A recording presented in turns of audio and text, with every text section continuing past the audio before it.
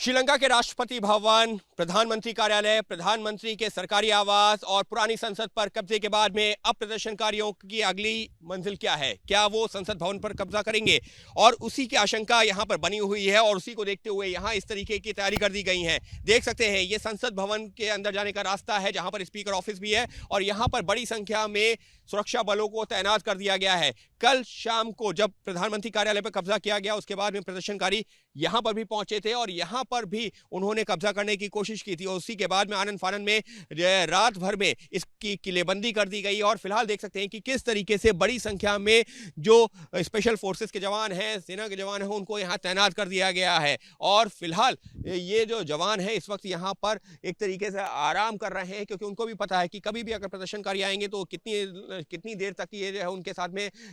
हंगामा चलता रहेगा, कुछ पता नहीं। इसी वजह से काफी देर वो सुबह से यहाँ पर खड़े हुए थे, लेकिन अब जो है क्योंकि उनको लग रहा है कि आज अभी फिलहाल के लिए प्रदर्शनकारी यहाँ पर नहीं आ रहे हैं, कोई इनपुट नहीं है, लिहाजा सभी जो है सुरक्षा कर्मी यहाँ पर जो है थोड़ा सा हमको आराम करते हुए नजर आ रहे हैं। लेकिन अगर हम इसके सामने देखते हैं, मनोज आगे दिखाइए, वो देखिए आगे एक बैरिकेड है और इस तरीके से मल्टी लेयर बैरिकेडिंग की गई है और उस बैरिकेड के पीछे जो दंगा नियंत्रण वाहन है जिससे पानी की बौछार की जा सकती है, उसके अलावा आंसू गैस के गोले छोड़े जा सकते हैं, वो जो तमाम ऐसे वाहन वहां पर खड़े हुए नजर आ रहे हैं। और इसके पीछे भी इस तरीके से जो है मल्टी लेयर बैरिकेडिंग देखने को मिल रही है और कोशिश ये है कि कल जिस तरीके से प्रधानमंत्री कार्यालय पर प्रदर्शनकारियों ने कब्जा किया, आज उस तरीके से यहाँ पर अगर प्रदर्शनकारी पहुंचते भी हैं तो उनको रोका जा सके, क्योंकि अगर जो ये तैयारी नहीं की जाएगी तो प्रदर्शनकारी जितनी बड़ी संख्या में आते हैं और अचानक वो जो है बिल्डिंग्स को कब्जे में ले रहे हैं तो उसी से सबक लेते हुए ये तैयारी की गई है। हालांकि ऐसी भी जानकारी मिल रही है कि आज हो सकता है प्रदर्शनकारी अब यहां पर ना पहुंचे, क्योंकि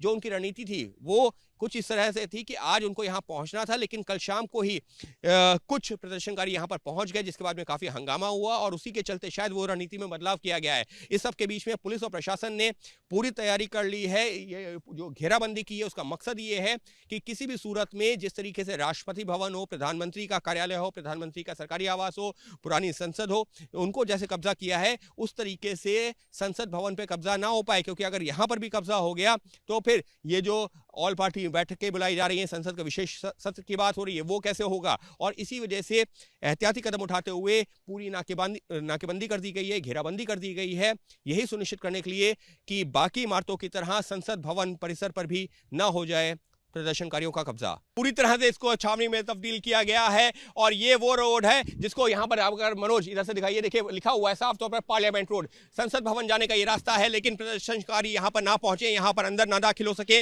और कब्जा ना कर सके, इस वजह से इसको जो है छावनी में तब्दील कर दिया गया है और बड़ी संख्या में जो सेना के जवान हैं, जो अर्धसैनिक बल हैं, उनको तैनात किया गया है। यहाँ पर तो हमको कुछ ही नजर आ रहा है, लेकिन अगर हम पीछे दूर तक नजर दौड़ाते हैं तो इस वक्त जो है सैकड़ों की संख्या में जो सेना और अर्धसैनिक बल के जवान हैं उनको तैनात किया गया। मनोज अगर हम थोड़ा सा और आगे इधर आते हैं तो देखिए इधर किस तरीके से जो तस्वीरें हैं कि चारों जो है रास्ते, जितने भी रास्ते हैं संसद भवन पहुंचने के, उन सबको कुछ इस तरीके से बैरिकेड कर दिया गया है, मल्टी लेयर बैरिकेडिंग की गई है। मकसद क्या? मकसद यही है कि अगर प्रदर्शनकारी यहाँ पर पहुंचते हैं तो उनको रोका जा सके, खदेड़ा जा सके। और इसी वजह से क्योंकि इमरजेंसी लग गई है, अधिकार सेना और पुलिस और प्रशासन के पास में, लिहाजा जो तमाम रास्ते हैं उन पर इस तरीके से नाकेबंदी कर दी गई है और मल्टी लेयर जो ये सिक्योरिटी यहाँ नजर आ रही है उसका मकसद ये है कि जिस तरीके से प्रधानमंत्री के कार्यालय, प्रधानमंत्री के आवास, राष्ट्रपति के आवास, इन तमाम जो है जगहों पर कब्जा कर लिया है प्रदर्शनकारियों ने, तो उस तरह से यहाँ पर ना कर सके। तो फिलहाल इस वक्त भले यहाँ कोई प्रदर्शनकारी नजर ना आ रहा हो,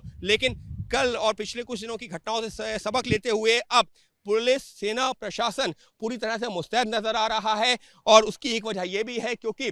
रानिल विक्रमसिंघे जो कि जो है कार्यवाहक राष्ट्रपति हैं, उन्होंने सेना और पुलिस को अधिकार दे दिया है कि वो हालात को नियंत्रण करें। इमरजेंसी लागू हो गई है और इस वजह से अब जगह जगह सेना और जो पुलिस और प्रशासन है उसने कमान अपने हाथ में ले ली है और मकसद यही है कि अब इस तरीके से जो बिल्डिंग्स पर कब्जा किया जा रहा है, भैंसपुर बिल्डिंग्स पर, वो ऐसा ना हो सके, कम से कम संसद भवन को तो उससे बचाया जा सके। सहयोगी कैमरा पर्सन मनोज अधिकारी के साथ अंकित गुप्ता, एबीपी न्यूज़, कोलंबो।